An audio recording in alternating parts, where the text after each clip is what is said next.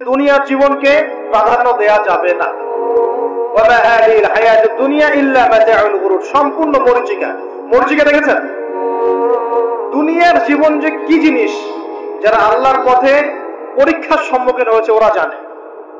মানে কিচ্ছু না, মানে মুহূর্তে আল্লাহ পাক ইহকাল পরকালের ফয়সালা করে ফেলবে। আমরাও বুঝবো, এটা আমরা বুঝবো না এমন নয়।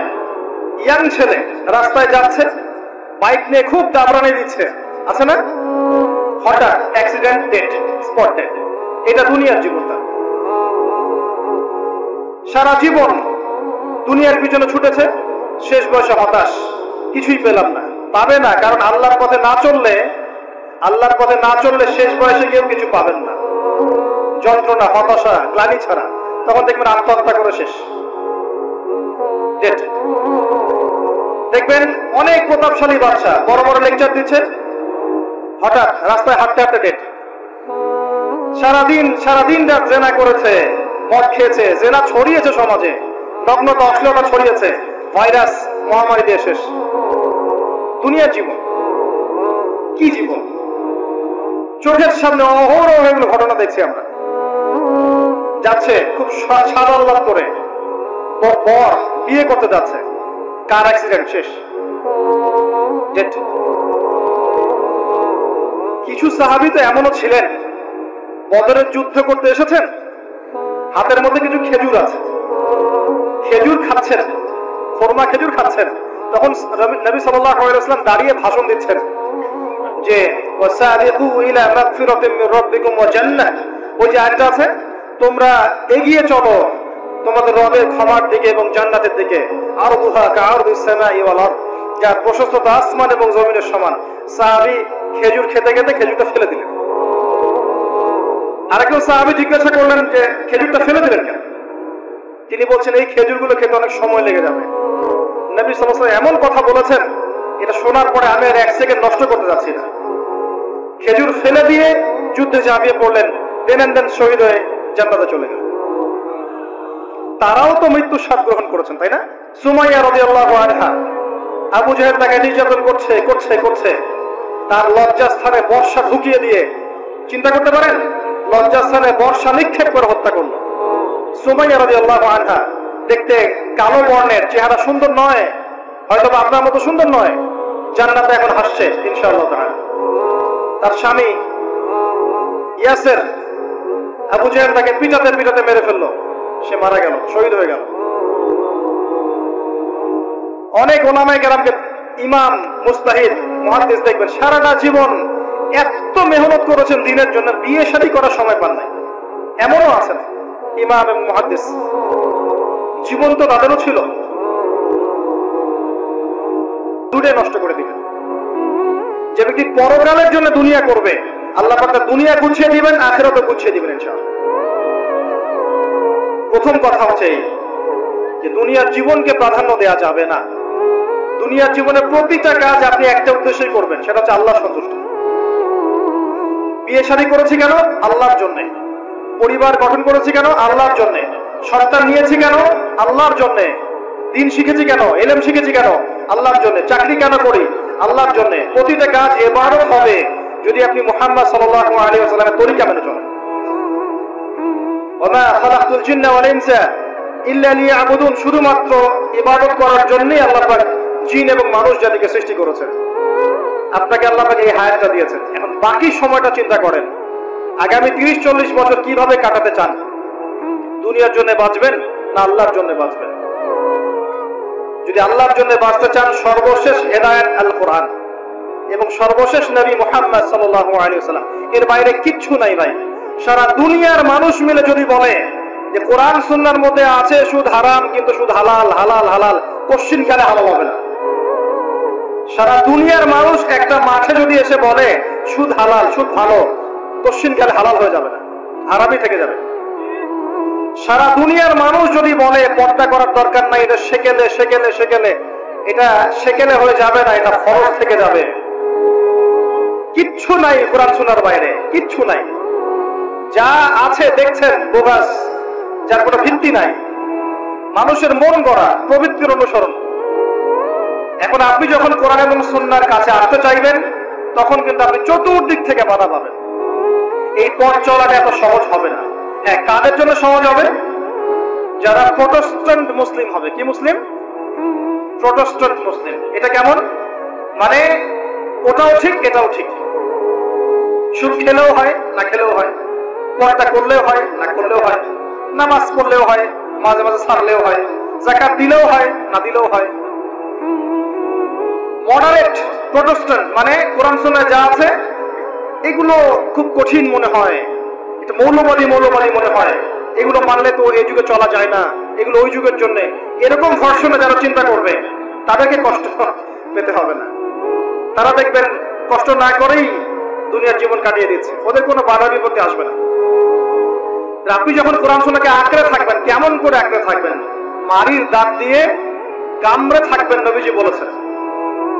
মারির দাঁত দিয়ে কামড়াতে বলেছেন, সামনের দাঁত দিয়ে কামড়ালে ছটকে যাবে, টান দিলে ছিঁড়ে যাবে। মারির দাঁতে কামড় দিলে টান দিলে সহজে ছিঁড়বে না। এভাবে থাকলে আপনার বাধা আসবে। এখন আপনার সামনে দেখবেন আপনি কিছু ফিতনা এবং কিছু সলিউশন। আপনি নিয়াত করেছেন যে আপনার যে গুনাহগুলো হয়েছে এগুলো থেকে আপনি তওবা করবেন ইনশাআল্লাহ। আগামী দিনগুলো আপনি কোরআন এবং সুন্নাহ অনুসারে চলবেন। এই কথার সাথে একমত আছেন তো? এখন চলতে গিয়ে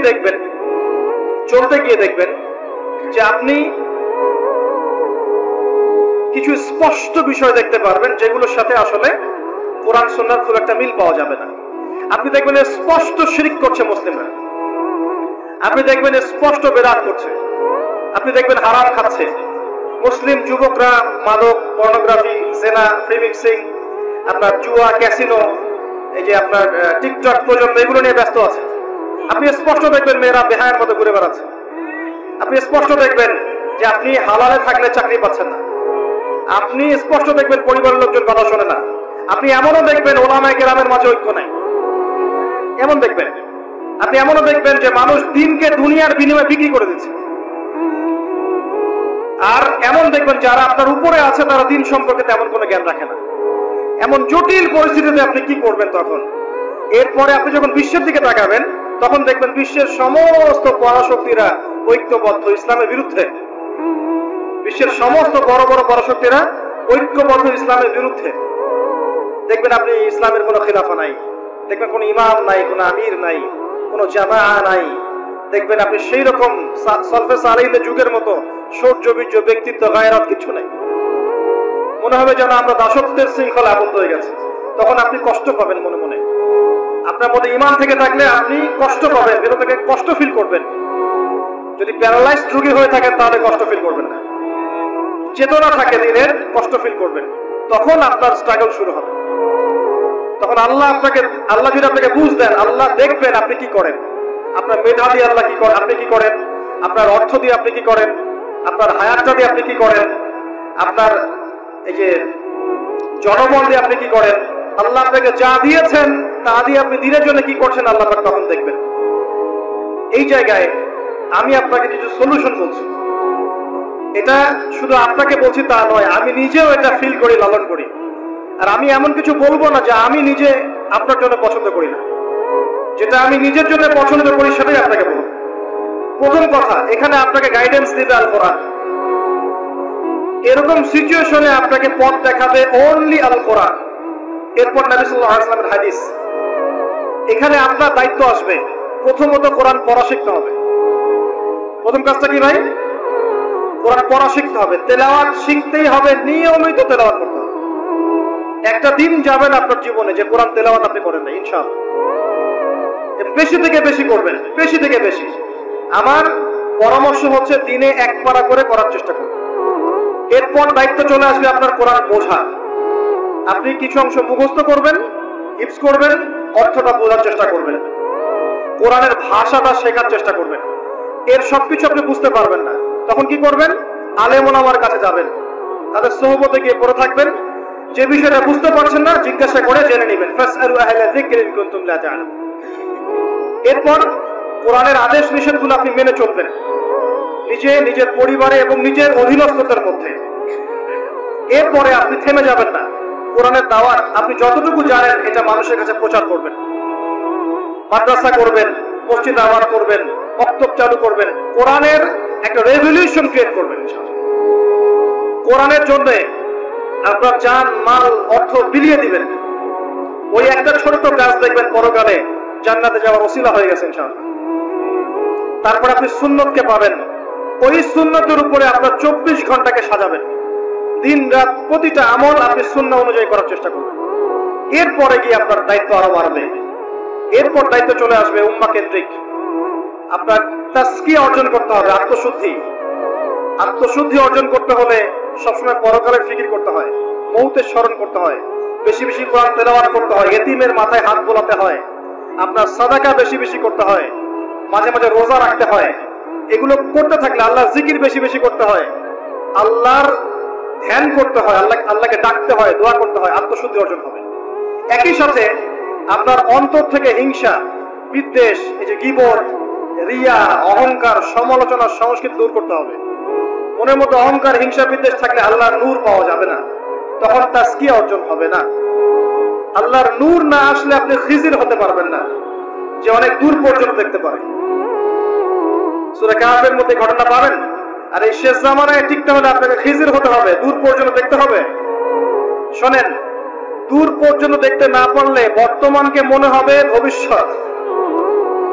এখন যে ফিতনাময় পরিবেশে বসে আছে এটা বর্তমান, এটা ভবিষ্যৎ নয়। একটা কথা বলেছিলাম বেশ কয়েক বছর আগে যে আপনার এমন একটা সময় আসতে যাচ্ছে যখন ক্যাশলেস সোসাইটি থাকবে, মানে কাগজের টাকাটাও থাকবে না। অনেক দিন আগের কথা। তখন কিছু মানুষ আমাকে বলেছিল, পরামর্শ দিয়েছিল এবং শুভাকাঙ্ক্ষী আর কি আমার।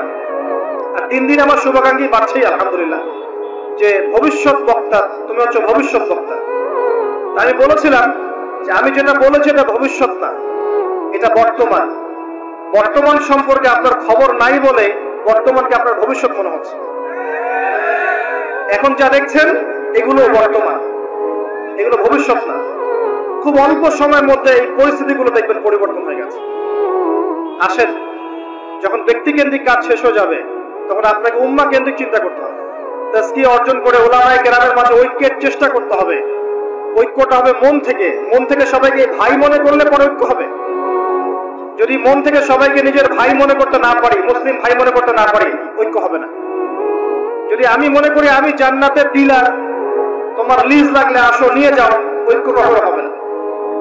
অনলাইনে যাবেন দেখবেন সারা দিন কাদা ছড়াছড়ি। আর এমন এমন বিষয়গুলোকে নিয়ে আমরা কাদা ছড়াছড়ি করছি যেগুলো নিয়ে কথা না বললেও পরকালে কিছু যায় আসবে না ইনশাআল্লাহ। এমন এমন ইস্যু নিয়ে আমরা কাদা ছড়াছড়ি করি যেগুলো নিয়ে কথা না বললেও আমার জান্নাত জাহান্নামের ফয়সালা হবে না ইনশাআল্লাহ। এগুলো ওই বিষয় নয়, মৌলিক বিষয় নয়। আর আমরা যখন এগুলো নিয়ে ব্যস্ত থাকি, ইসলামের শত্রুরা দেখবেন ইসলামকে দমন করার আরো 10 ধাপ এগিয়ে যায়। আমরা ইন্টেলেকচুয়াল হতে পারছি না। ঐক্যের চেষ্টা করতে হবে, যার যার জায়গা থেকে করতে হবে এবং মিসাল, দৃষ্টান্ত নিজেকে স্থাপন করতে হবে। যে নিজে যখন সবার সাথে মিশবো তখন দেখবেন মানুষ রিসিভ করে নেবে যে হ্যাঁ উনি সবখানেই আসছে, সাম্প্রদায়িক চিন্তা করছে না। বিষয়গুলো হচ্ছে উম্মাহ কেন্দ্রিক চিন্তা করতে ঐক্যের বিকল্প নাই। আর এই রেসপন্সিবিলিটি আমার মতো দায়ীদের নয়। মূলত এই রেসপন্সিবিলিটিটা হচ্ছে মূলত উলামায়ে কেরামের। তারা যখন একত্রিত হবেন, ঐক্যবদ্ধ হবেন, তাদের মধ্য থেকে দেখবেন একজন আমির বের হয়ে গেছে এবং তিনি যখন নেতৃত্ব দিবেন তখন জনগণ তার পিছনে তাকে ফলো করবে। ধর্মতাত্ত্বিক নেতৃত্বের কথা বলছি আমি। ধর্মতাত্ত্বিক নেতৃত্ব কি পলিটিশিয়ান দিতে পারবে? কারণ পলিটিশিয়ানদের কাছে কি ধর্মের সব জ্ঞান থাকে? স্বাভাবিক থাকবে না, কারণ তারা পড়াশোনা করেননি এইভাবে। তাদের কাছে পলিটিক্সের জ্ঞান আছে। আপনি যখন ধর্মতাত্ত্বিক ঐক্যের কথা বলছি তখন ধার্মিকদেরকেই তো দায়িত্ব নিতে হবে এবং ধার্মিকদের মধ্যে যারা স্কলার, বিজ্ঞ বরেণ্য ওলামায়ে কেরাম, তাদের মধ্যে ঐক্য প্রথম দরকার। অনুসারীদের মধ্যে ঐক্য দিয়ে লাভ নাই। প্রথমে ঐক্য লাগবে আগে বড় বড় লেভেলে, তারপরে দেখবেন জনগণ ঠিকই আলেমকে মেনে নিয়েছে। তখন আপনি দেখবেন একটা ভালো শক্তি আপনি অর্জন করতে পারছেন। আদারওয়াইজ যখন আপনি বিক্ষিপ্ত বিচ্ছিন্ন, কেউই আমাদেরকে মূল্যায়ন করেন। যতই স্লোগান দেন, শোডাউন করেন, আইওয়াশ করেন, আদতে কিন্তু কেউ মূল্যায়ন করছে না আমাদের। আর আল্লাহ রাব্বুল আলামিন কোরআনে বলেছেন, এখন এই আয়াত কোথায় আছে আল্লাহ ভালো জানেন। এই আয়াতের বাস্তবতা কোথায় সেটা আল্লাহ ভালো জানেন। ওয়া'তাসিমু বিহাবলিল্লাহি জামিআ ওয়ালা তাফাররাকু, এই আয়াতটা কোরআনের মধ্যে আছে, এটা কোরআনের মধ্যে আছে, আল্লাহ পাকের কিতাবের মধ্যে এই আয়াতটা আছে, ওয়া'তাসিমু বিহাবলিল্লাহি জামিআ, তোমরা আল্লাহর রজ্জুকে শক্ত করে ধরো ঐক্যবদ্ধভাবে। আচ্ছা, এটার উপরে আমল না করে আমরা যদি এড়িয়ে যাই, এটা কোরআনের অবমাননা হয় না? এটা কোরআনের অবমাননা হয় না? যখন কোরআনে স্পষ্ট বলা হচ্ছে তোমরা সুদ খেও না, তারপরেও খাচ্ছি, অবমাননা হয় না? আল্লাহ বলছেন জেনা ধার কাছেও যেও না, তারপরেও করছি, তখন অবমাননা হয় না? আমরা মানে আবেগ প্রদর্শন করার চাইতে বিবেকবান হয়ে কাজগুলো করলে বেশি ভালো হবে। কোরআনের সম্মান সর্বোচ্চ শিখরে তখনই পৌঁছাবে যখন এর আদেশ নিষেধের উপর আমল করা হবে, এবং আমরা আমল করে দেখাতে পারবো, এবং ইনশাআল্লাহ আমরা পারবো। যদি কেউ পারে পৃথিবীতে, শুধু মুসলিমরাই পারবে ইনশাআল্লাহ। এবং মুসলিমদের মধ্যে যারা পারবে না, আল্লাহ পাক ওদেরকে সরিয়ে দিবেন, নতুন প্রজন্ম আল্লাহ পাক নিয়ে আসবেন ইনশাআল্লাহ। যুব সমাজ পারবেই, পরবর্তী তরুণ প্রজন্ম এবং আগামী ছোটদের প্রজন্মরা পারবে ইনশাআল্লাহ। যদি কেউ পারে, এরাই পারবে ইনশাআল্লাহ। ইনশাআল্লাহ দেখবেন আমাদের মতো মানুষদেরকে দিয়ে যদি কাজ না হয়, আল্লাহ পাক আমাদেরকে সরিয়ে দিবেন, দিয়ে এমন এমন মানুষ আল্লাহ পাক তৈরি করবেন যারা এই চেয়ারগুলোতে বসবে, বসে কোরআন সুন্নাহকে হাতে নিয়ে বিশ্বকে নেতৃত্ব দেবে ইনশাআল্লাহ। আসবে এক সময়, অপেক্ষা করতে থাকেন, কারণ আমরা আখিরুজ্জামানের হাদিসগুলো সম্পর্কে জানি। একটা সময় চলছে মুসলিমদের ডমিনেশনের সময়, এরপর একটা সময় আসবে যখন মুসলিমরাই এই বিশ্বকে নেতৃত্ব দেবে ইনশাআল্লাহ। ইসলামই হবে এই বিশ্বের একমাত্র সুপার পাওয়ার। আল্লাহ রাব্বুল আলামিন ওই জেরুজালেম থেকেই আরো একবার কিয়ামতের আগে পুরো বিশ্বে ইসলামিক খেলাফা বাস্তবায়ন করবেন ইনশাআল্লাহ। এর প্র্যাকটিক্যালি আপনার আমার কিছু কাজ আছে, ইলম অর্জন করা আমাদের কাজ। আমাদের এত বড় বড় কাজ নাই, আমাদের যতটুকু সামর্থ্য এতটুকু কাজ আছে। আমাদের কাজ আগে ইলম অর্জন করা, আমাদের কাজ জানা অনুযায়ী আমল করা, উলামায়ে কেরামের সাথে সম্পর্ক রাখা, মাদ্রাসার সাথে সম্পর্ক রাখা, জ্ঞানের চর্চা করা, হালাকাগুলো বাড়ানো, ইমানের চর্চা করা। আমাদের কাজ পরিবারগুলোকে সংশোধন করা। যদি কথা না শোনে ছেড়ে দেন, একক পরিবার গঠন করেন। বুঝাতে বুঝাতে যদি দেখেন যে আপনার পরিবার লূতের স্ত্রীর মতো হয়ে গেছে, বা নূহ আলাইহিস সালামের স্ত্রীর মতো হয়ে গেছে, তার ছেলের মতো কথা শোনে না, ছেড়ে দেন, আপনি আলাদা থাকেন। তাও ইমানের সাথে আপোষ করেন না। আসহাবুল কাহফ সমাজ পরিবার সব ছেড়ে দিয়ে চলে গেছে, চলে যায় না, সব ছেড়ে দিয়ে চলে গেছে। যখন কেউ কথা শোনে না, একাই থাকতে হয় আল্লাহর রজ্জুকে ধরে। আল্লাহ পাক ইব্রাহিম আলাইহিস সালামকে বলেছেন তুমি একাই একটা উম্মাহ, ইব্রাহিম তুমি একাই একটা উম্মাহ। তো আমাদের কিছু কাজ আছে ভাই, ইমানের চর্চা করা, ইলম অর্জন করা, উলামায়ে কেরামের সোহবতে যাওয়া, তাজকিয়া, আত্মশুদ্ধি অর্জন করা, অন্তরে আল্লাহর নূর পাওয়ার চেষ্টা করা, বেশি থেকে বেশি ইবাদত করতে থাকা, সময়কে মূল্যায়ন করা, সময়কে মূল্যায়ন করা, জীবনটা গুছিয়ে নেওয়া।